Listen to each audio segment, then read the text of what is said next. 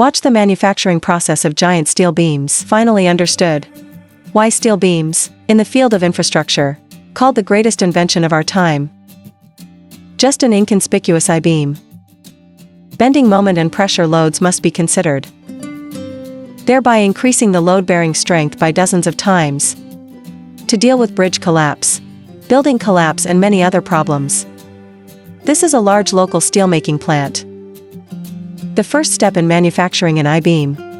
First, the scrap metal transported from various places, placed uniformly in the sorting workshop.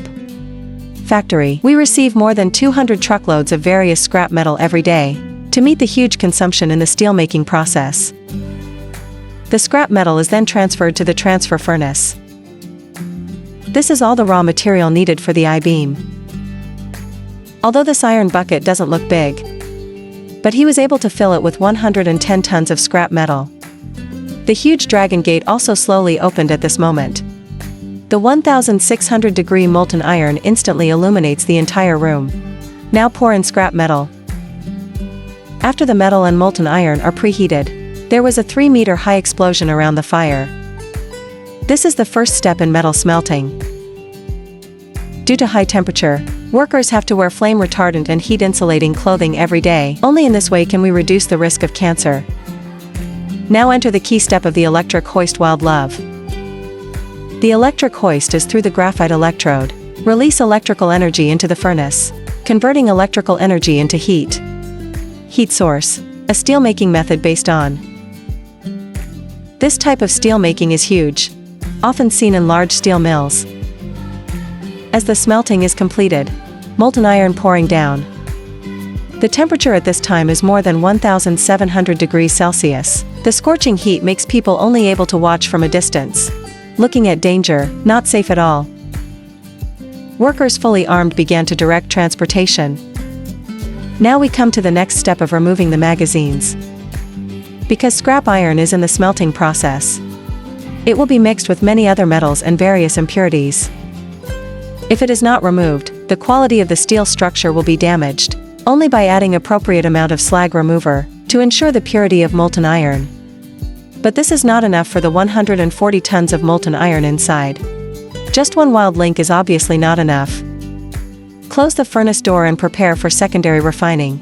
This step can make the molten iron purer and effectively improve stability factor during subsequent pouring. After dozens of minutes, hot metal refining completed, the front of the transfer is ready to enter the next step of pouring. Because more than 100 tons of molten iron are stored inside, so we are very careful during the transportation process.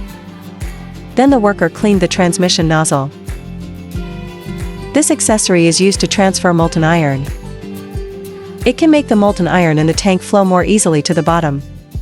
This is a pretty clever design. Wait until all preparations are completed. Now on to the pouring phase. When molten iron flows in, the device will produce a moderate amount of jitter. This is done to improve the quality of the tassels. Steel structures are also easier to shape. Let's take a look at the semi-finished steel beams. The temperature is about 900 to 1000 degrees Celsius. Then cut it while it's hot, and divide it into sections according to the specified size. At this time, from the screen, the shape of the track is somewhat similar to that of a steel rail. The only difference is that this thing needs to be marked. Convenient for distinguishing batches and models. Then continue to transport forward. Start secondary heating. This is done in order to easier to shape. Then close the furnace door. The I-beam will continue to heat for 2 hours in the equipment, and continue to heat the temperature to 1270 degrees Celsius. This is also a time-consuming process. Heating completed in a blink of an eye. It is pushed to the lower wing by multiple sets of rollers. Now we start to suppress. The machine will roll. Extrusion to shape steel. The operation needs to be repeated dozens of times.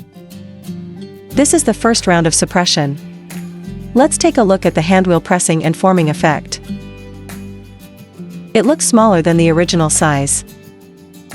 Now we enter the second round of processing and pressing. This high-temperature steel beam will be pressed repeatedly 10 times in the next device. It is the stone platform in the picture. Each round will suppress it once, until all 10 times are suppressed. It is basically formed. Then prepare to start cooling process. Densely covered coolant will continuously spread on the surface. The quality of steel structures is different. Liquid spraying will also vary. Now it is transported to the front to cool naturally. This process usually lasts about 1 to 2 hours. Slowly moving forward bit by bit. Let's take a look at the details below. The thickness of the screen has been reduced by several times compared to the original. The length has also increased several times. Then there will be a second suppression. This step can make the angles on both sides straighter and make it look more like a bow character. Let's start the segmentation process. The first thing to do is to remove the excess parts on both sides. Only keep the neater position in the middle. After several rounds of cooling, at this time, the steel beam has returned to normal temperature. Your hands should no longer feel hot to the touch. Then stack them together in groups of 4. And use equipment to wrap it tightly.